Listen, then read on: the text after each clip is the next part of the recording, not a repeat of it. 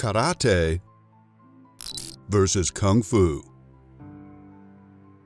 Karate and Kung Fu are often grouped together and to the untrained eye may seem very similar. Karate even has Kung Fu to thank for influencing its origins, but don't be fooled. The two are different and each has their history in different countries as well as different periods of time. So which of these is more effective and which would win in a fight? We're going to detail the origins of both of these massively popular martial arts, detail their main features, then pit them against each other in a fight to see which would win. Before we get into our list, remember to give us a thumbs up and a quick click on our subscribe button to get more videos like this one and support Brutal TV. The term Kung Fu literally means achievement through great effort. It can be broken down into Kung, which means something like achievement or merit, and Fu can be translated into man. Kung Fu is easily recognizable for Westerners as an umbrella phrase used to describe the various fighting systems to come out of China, especially those that derive from the Shaolin and other temples. As a martial art, Kung Fu can be traced to the Shou dynasty and even earlier. As an exercise, it was practiced by the Taoists in the 5th century BCE. Many of the Shaolin styles are based on animal movements such as tiger, snake, monkey, praying mantis, crane, and many others, even mythical creatures such as the dragon. Over the centuries, different systems developed from various parts of the country that have resulted in an array of styles that suited the needs of the people in a particular time and place. Different philosophies, weapons, and movements are utilized, but all come under the bracket of Kung Fu, be it based on the styles or the literal interpretation of the words, as all of these different styles demand constant practice over a lifetime for success.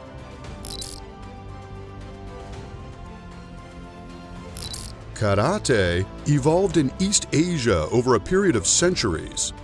According to legend, the evolution of karate began in the 5th century when an Indian Buddhist monk named Bodhidharma arrived in a small forest temple. The art became refined and systematized in Okinawa, Japan in the 17th century and is thought to have been developed as an alternative way of defense for the people of the island as they were forbidden to carry weapons at the time. Several schools and systems developed, each favoring somewhat different techniques and training methods. The meaning of the word karate is empty hands. It refers to the fact that karate originated as a system of self-defense, which relied on the effective use of the unarmed body of the practitioner, because as we've already mentioned, the Okinawan people relied on it in the absence of weapons.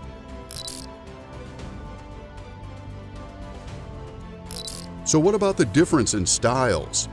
Karate was more influenced by the Zen philosophy, which is very popular in Japan. Part of Zen is to minimize everything, which has also been applied to the movements in martial arts. Only the movements strictly required for a technique are included. All else is stripped out, giving it a more simplistic look and feel. This also fits in with the linear concept of less emphasis on grappling and versatility, but focusing more on multiple opponents instead. Again, this is likely to have originated from the Okinawan need to be as efficient as possible with multiple threats, including those with weapons. Karate is primarily an aggressive striking art. The movements are crisp and linear. We're about halfway through our list now, and just a reminder to like this video and subscribe to Brutal TV for more top quality fighting videos. Now on with our list. Kung Fu, however, being based on animal stances, is more fluid and circular. Similar to karate, it's primarily a striking style of martial arts that utilizes kicks, blocks, but uses both open and closed hand strikes to defend against attackers. Styles differ, and Kung Fu practitioners might also possess knowledge of throws and joint locks depending on which one they're practicing. The art utilizes both techniques of meeting force with force and soft by using an aggressor's strength against them techniques. The basic goals of Kung Fu are to protect against aggressors and to disable them quickly with strikes. There is also a philosophical element to the art, as it is strongly tied to its Buddhist and Taoist principles of its origins. There are many different sub-styles of Kung Fu. The main northern styles are Shaolin, Long Fist, Eagle Claw, and Monkey Style. In the southern parts of China, Wing Chun, Hung Ga, and Choi Li Fut are popular.